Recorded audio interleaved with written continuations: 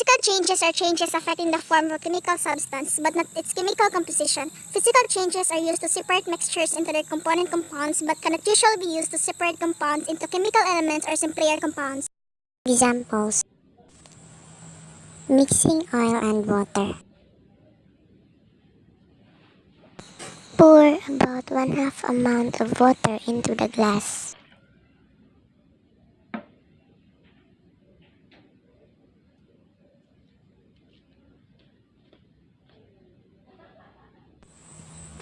Pour about 1/2 cup of oil into the drinking glass.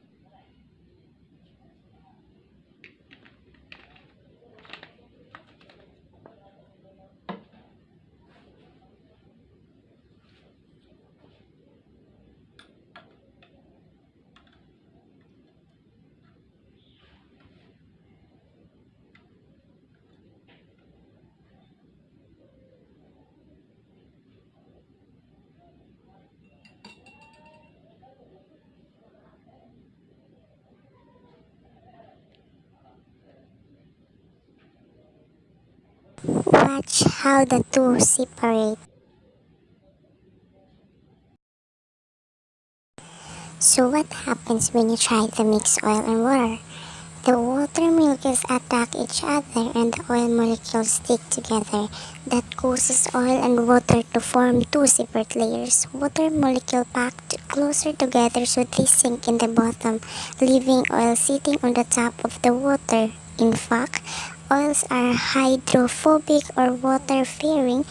Instead of being attracted to water molecules, oil molecules are repelled by them. As a result, when you add oil to the cup of water, the two don't mix with each other. Mixing flour, salt, and sugar. Pour about 1/2 amount of flour into the glass.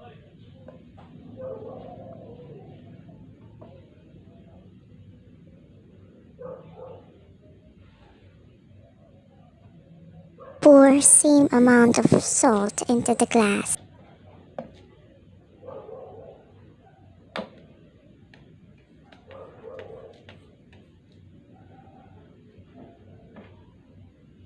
Pour same amount of sugar into the glass.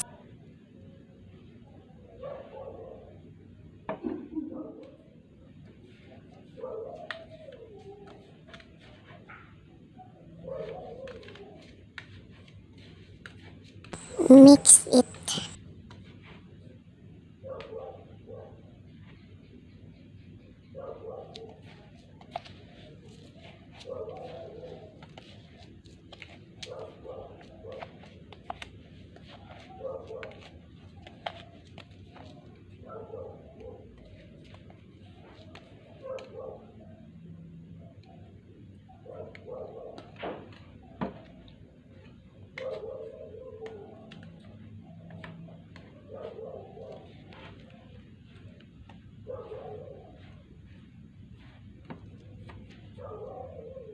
Watch what did happen to flour, salt, and sugar.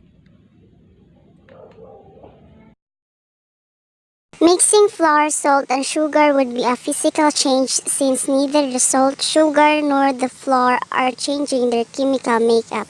The salt is still salt, sugar is still sugar, and the flour is still flour. And if you were to look at the salt and sugar after mixing, you would still have the original flour. Shredding of paper is an example of physical change. Because when you shred a paper into pieces, the composition of the paper is not changed. Once you shred the paper, only the appearance of the paper is changed, and that is an example of physical change. After paper is shredded, the process typically ends with recycling, finishing the circle of life for documents. Once a paper shreds and is recycled and reused in new paper products, the information you dispose of is truly gone without a trace.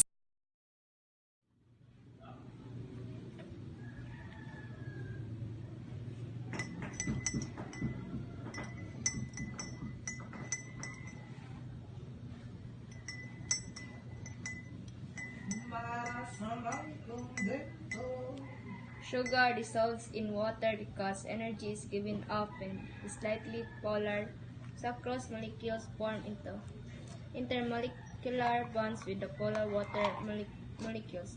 The weak bonds that form between the solute and the solvent compensate for the energy needed to disrupt the structure of both the pure solute and the solvent. Sugar dissolves in water because energy is given off when the slightly polar sucrose molecules form intermolecular bonds with the polar water molecules.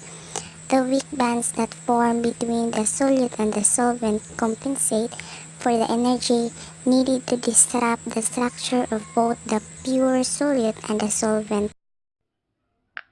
Crushing a can.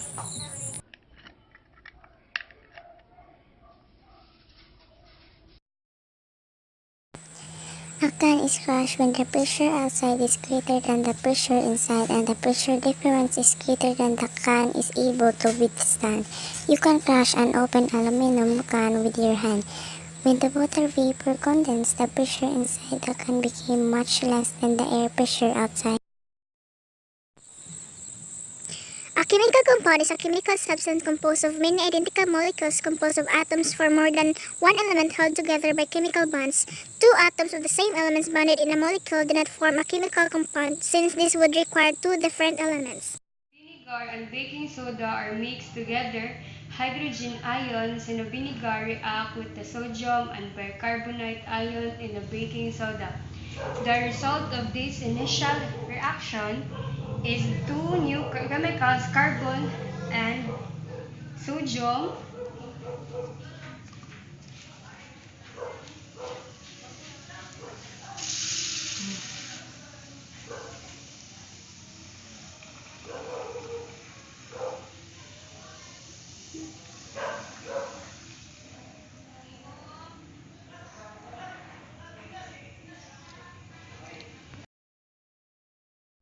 When vinegar and baking soda are first mixed together, hydrogen ions in the vinegar react with the sodium and bicarbonate ions in the baking soda.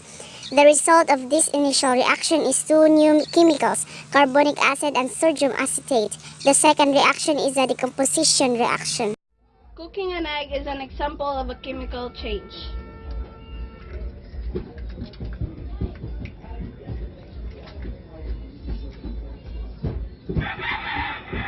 The heat from frying an egg causes the egg's protein to change permanently in texture and in appearance through a process called denaturing.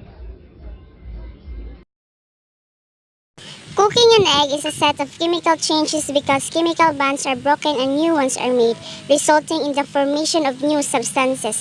In this case, many of the bonds broken are those which cause the egg's proteins to be folded into a globular shape. Heating sugar results in caramelization and it is a chemical reaction. A chemical reaction is a process of which one substance is called altered and forms a new substance with differing properties. Exposure to heat initially melts the sugar into a syrup. This is called a breakdown of the sugar into fructose and glucose, and it is marked by an aroma it creates. Continued exposure to heat alters the color of the melted sugar to yellow, then brown. The color change is caused by the further breakdown of the sugar molecules and formation of caramellin. The chemical change alters the color of the sugar and changes the taste and the consistency of the sugar as well.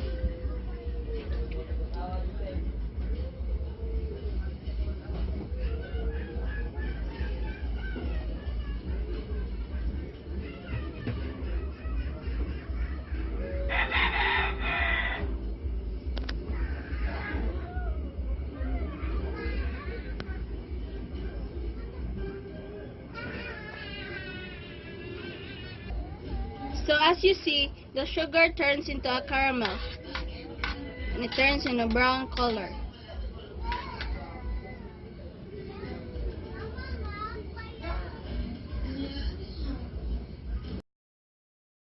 Is heating sugar a chemical reaction?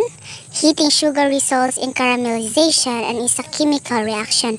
A chemical reaction is a process in which one substance is altered and forms a new substance with different properties. Exposure to heat initially melts the sugar into a syrup. So this is the normal color of the leaves. It is green and the reddish one. So why does it falls or leaves in the autumn?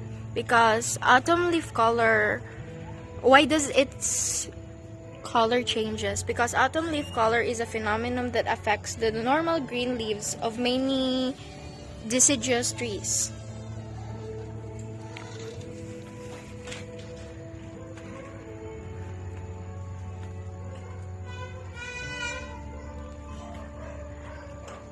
And also its shrubs by which they take on during a few weeks in the autumn season various shades of yellow, orange, and red, purple, and brown. So as you can see there a shred of color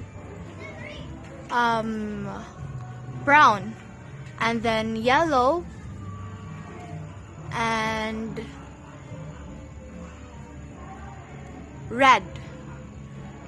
The phenomenon is commonly called autumn colors or autumn foliage in British English, and fall colors or simply foliage in American English.